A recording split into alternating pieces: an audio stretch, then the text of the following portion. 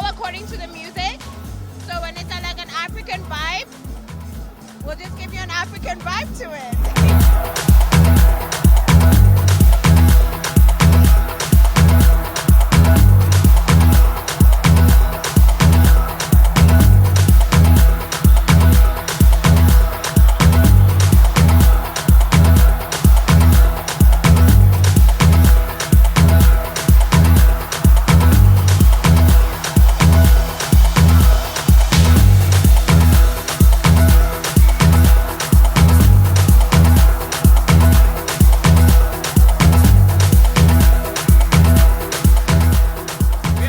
Sounds are about showcasing the finest DJs in electronic music in Africa and in Nairobi particularly.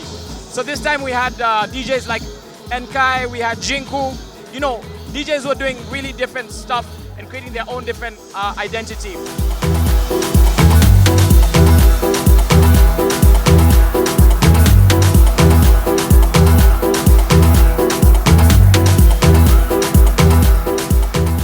Ecstatic Soul just left the stage and we want to tear up with the boy.